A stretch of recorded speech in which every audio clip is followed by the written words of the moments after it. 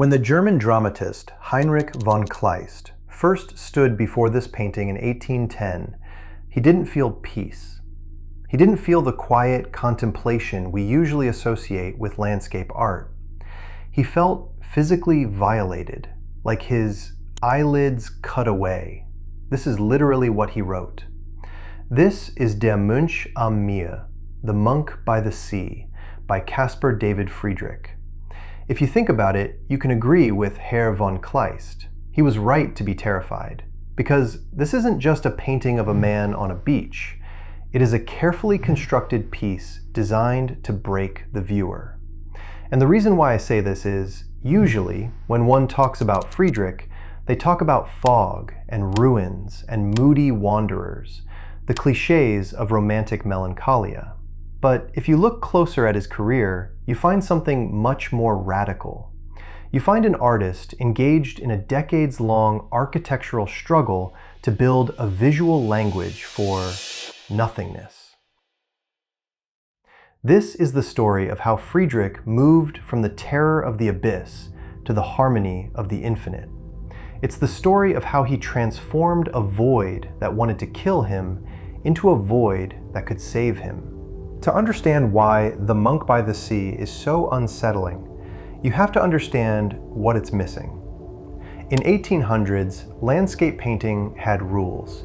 You needed a repoussoir, a framing tree, or a dark foreground to welcome the viewer. You needed a middle ground to lead the eye gently to the horizon. Friedrich destroyed all of that. In this painting, there is no middle ground. There is only the immediate, gritty foreground of the dune, and then nothing. Just an abrupt, violent jump to the infinite sea and an oppressive wall of sky that takes up 5/6 of the canvas. The viewer is left with no visual bridge, no safe harbor. You are simply blocked. And this emptiness wasn't an accident. It was a deliberate act of erasure. I say this because modern X-ray analysis has revealed that Friedrich originally painted 2 small sailing ships on the horizon. But ships are comforting. They suggest travel, commerce, human agency. Basically, they tell a story. By painting them out, Friedrich performed a reductive process that stripped the world of narrative. The monk isn't watching a ship come in. He isn't saying goodbye. He is watching nothing. This creates what critics at the time called an apocalyptic featurelessness. This is what we can call it the static void. It is a space of paralysis. The monk is tiny, vulnerable, and completely isolated. The lonely center in a lonely circle. And the color palette reinforces this suffocation. It is afraid of color, chromatophobic. Just slate grays, deep blacks, and sick whites. It's a world where life cannot sustain itself. Philosophically, this aligns with what Edmund Burke called the sublime of terror, a beauty composed of obscurity, vastness, and privation. It represents the Deus absconditus, the hidden God. The monk is looking for salvation, but the sky is a wall of lead. The abyss is gazing back. But why was Friedrich so obsessed with this terrifying emptiness?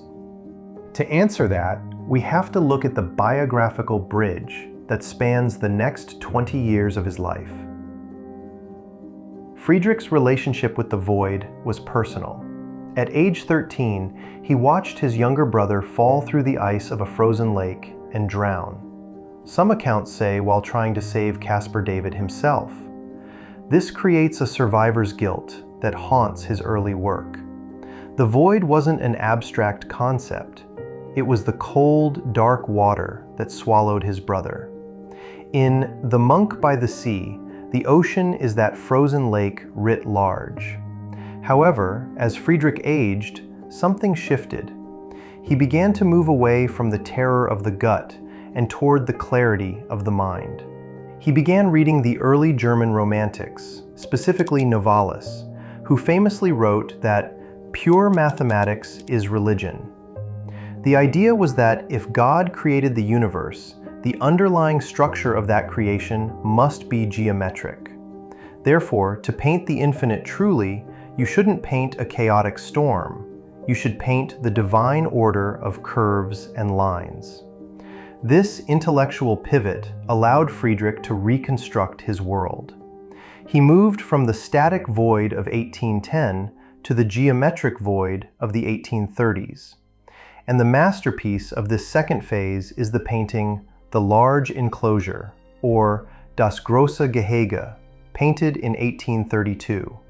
At first glance, it looks like just another landscape, a muddy floodplain near Dresden. But look at the composition. The terrifying wall of the monk is gone. Instead, we have a sweeping, dynamic curve. Art historians identify this as a hyperbolic or planetary curve. The riverbanks don't recede in a straight line. They bow outward, creating a fisheye effect. This does something incredible to the viewer's perspective. In The Monk, we were stuck on the ground, paralyzed. Here, the curvature implies that we are hovering in mid-air. We are no longer the tiny monk. We have become the disembodied I, floating above the earth. Friedrich is not painting a view of Dresden here. He is painting the curvature of the planet itself. He uses geometry to imply that this enclosure is actually just a segment of an infinite divine circle. And look at the horizon. In The Monk, the horizon was a barrier that crushed the human figure. Here, the horizon is placed near the golden mean, the classical ratio of harmony. It feels balanced. It just feels right. But the most profound change is in the light. The chromatophobia of his youth is replaced by a transcendent palette of gold, orange, and violet. The mud in the foreground is broken by pools of water that reflect the sky perfectly. This is the visual realization of the Hermetic maxim, as above, so below. The void of the heavens is brought down into the earth. It's no longer a dark abyss, it's a plenum, a space filled with spirit and light. Even the violet color of the upper sky is significant. In Goethe's color theory, which Friedrich knew, violet was associated with the highest spiritual states. There is a small ship in this painting too, but unlike the ships he erased from The Monk, this one is gliding effortlessly into the golden light. It suggests a peaceful passage, perhaps a metaphor for death, which Friedrich, now an old man facing his own mortality, no longer feared as a drowning, but welcomed as a return to the light. Friedrich's career was never just about capturing the mood of a landscape. It was an architectural project.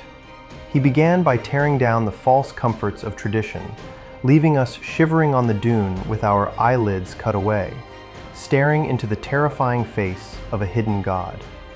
That was the demolition. But he didn't leave us there. Over the next 20 years, using the tools of mathematics and light, he rebuilt the world. The large enclosure is the completed temple. It transforms the void from a place of terror into a sanctuary of order.